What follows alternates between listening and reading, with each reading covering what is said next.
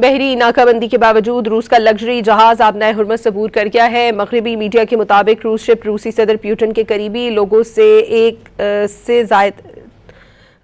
میں سے ایک سے منسلک ہے۔ جہاز رولنگ کو روسی ارب پتی الیکسی سے منسوب کیا جاتا ہے جو عالمی پابندیوں کی زد میں ہے۔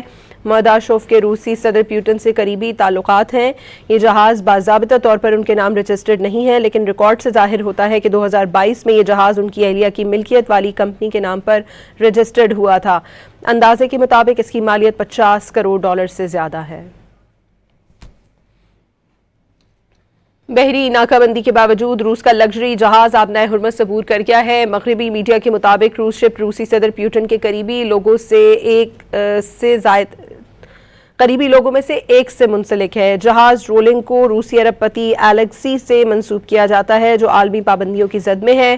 مرداشوف کے روسی صدر پیوٹن سے قریبی تعلقات ہیں۔